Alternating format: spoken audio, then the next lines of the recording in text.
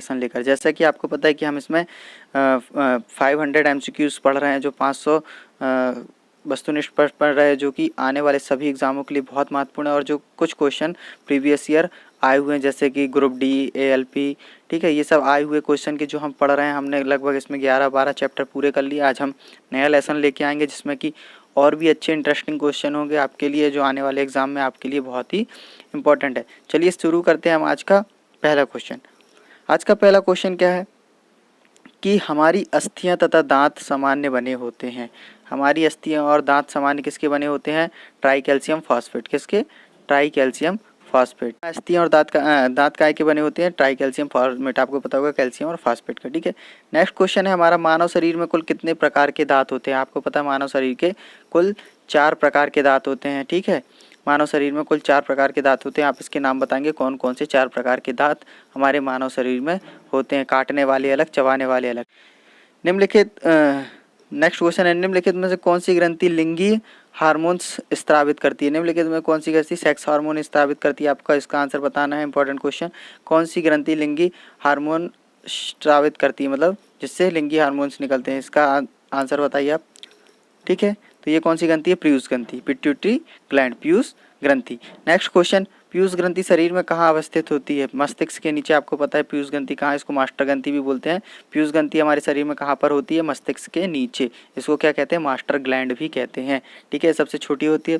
Next question है आपके सामने कि मानव शरीर में कौन सी ग्रंथि पीयूष ग्रंथियों से स्थापित होने वाले हार्मोन को नियंत्रण करती है? मानव शरीर की कौन सी ग्रंथि पीयूष ग्रंथियों से स्रावित हार्मोन का नियंत्रण करती है? तो कौन सी है? हाइपोथैलेमस ग्लैंड, ठीक है। ये क्या करती है? हार्मोन्स को नियंत्रण करती है। क्या बोलते हैं इसको? हाइपोथैलेमस ग्लैंड, ठीक है। नेक्स्ट क्वेश्चन है आपके सामने कि निम्नलिखित में से कौन सी ग्रंथि बाह्यस्रावी तथा अंतःस्रावी दोनों का कार्य करती है? ठीक है। कौन सी ग्रंथि ऐसी है जो, कौन सी ग्लैंड ऐसी है जो अंतःस्रावी और बाह्य स्त्रावी का काम करती है? ठीक है। कौन सी ऐसी? पैनक्रियास। कौन सी है? पैनक्रियास। इट इज़ अ बहुत इंपॉर्टेंट है। क्या है? It is most important, pancreas for our body, ठीक है। मानव शरीर की सबसे बड़ी मिश्रित स्त्रावी ग्रंथि कौन सी है? तो कौन सी? अग्नाशय है, ठीक है, पैनक्रियास, ठीक है। चलते हैं नेक्स्ट क्वेश्चन की ओर। नेक्स्ट क्वेश्चन क्या है कि स्तनपाइयों में सबसे बड़ी ग्रंथि कौन सी होती है? स्तनपाइयों में सबसे बड़ी ग्रंथि कौन सी होती है? यकृत, लीवर। स्तनपाइयों में सबसे बड़ी ग्रंथि कौन सी होती है? लीवर। आपको बताना और सेकंड लार्जेस्ट कौन सी होती है? आपको बताना सेकंड लार्जेस्ट कौन सी होती है, दूसरी सबसे बड़ी ग्रंथि कौन सी होती है?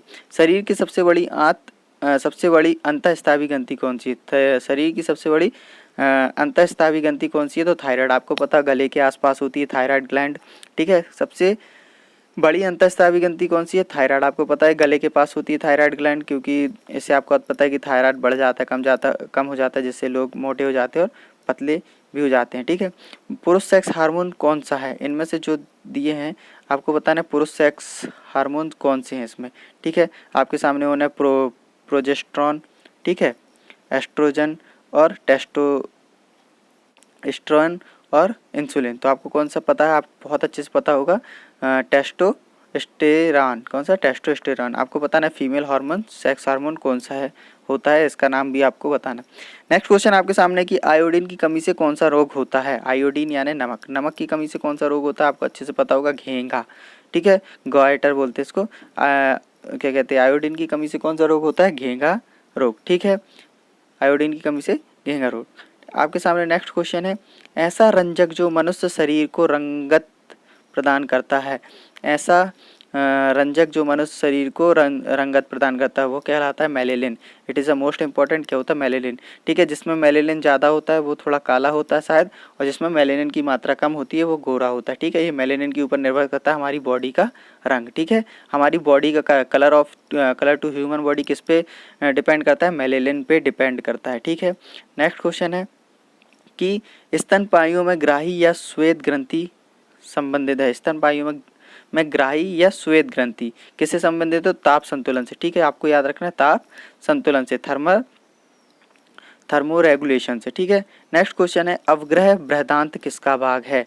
अवग्रह बृहदांत किसका भाग है? ठीक है, तो किसका भाग है? बड़ी आंत का। अवग्रह बृहदांत मतलब सिग्मोइड कोलोन किसका भाग है? बड़ी आंत का, ठीक है, लार्ज इंटेस्टाइन का। नेक्स्ट क्वेश्चन आपके सामने है कि मानव शरीर के सबसे छोटा अंग कौन सा है? मानव शरीर में सबसे छोटा अंग कौन सा है? प्लीनियल ग्रंथि, प्लीनियर ग्लैंड। कौन सा अंग है? प्लीनियल ग्लैंड। आपको बताना सबसे बड़ा अंग कौन सा है? प्लीनियर ग्लैंड। नेक्स्ट क्वेश्चन है आपके सामने कि आंखों के रंग हेतु उत्तरदायी रंजक कहाँ उपस्थित होते हैं? आंखों के रंग के लिए उत्पन्न आँख की पुतली में, इसको बोलते हैं इरिस, IRIS, इरिस में, ठीक है। और आपको ये बताना जब हम नेत्र दान करते तो हम आँख का कौन सा भाग दान करते हैं, ठीक है, ये आपको कमेंट में बताना है। नेक्स्ट क्वेश्चन है आपके सामने, रक्तदाब नियंत्रण हेतु कौन सी ग्रंथि उत्तरदायी है? रक्तदाब को कौन सी ग्रंथि नियंत्रण करती है? ब्लड प्रेशर को कौन सी ग्रंथि नियंत्रित करती है? तो एड्रेनल ग्लैंड, मतलब अधिवृक्क ग्रंथि। ये मोस्ट इंपॉर्टेंट पार्ट क्वेश्चन है, ये आया हुआ है, ठीक है, कि रक्तदाब को नियंत्रण कौन करता है? अधिवृक्क ग्रंथि। मैंने आपको बताया था कि रक्तदाब नापते किससे भी हैं, किससे नापते, कौन सा वो होता है मीटर, आपको उसका नाम बताना है, ठीक है। नेक्स्ट क्वेश्चन आपके सामने है, ट्रिप्सिन का क्या काम है? ट्रिप्सिन का काम क्या है? प्रोटीनों को तोड़ने का। ट्रिप्सिन का क्या काम है? प्रोटीनों को तोड़ने का, ठीक है। सूर्य उदय और सूर्य अस्त के समय सूर्य का रंग लाल क्यों दिखाई देता है? सूर्योदय और सूर्य अस्त के समय हमको सूर्य का रंग लाल क्यों दिखाई देता है? ठीक है, लाल को छोड़कर अन्य सभी रंग प्रकटित होते हैं इसलिए, ठीक है। आप ऑप्शन पढ़ लेना इसके। पृथ्वी, नेक्स्ट क्वेश्चन है, पृथ्वी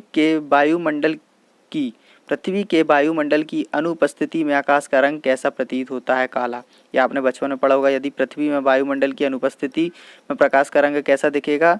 आकाश का रंग कैसा दिखेगा? काला। हमको आकाश का रंग नीला क्यों दिखता है? क्योंकि यहाँ पे क्या उपस्थित है?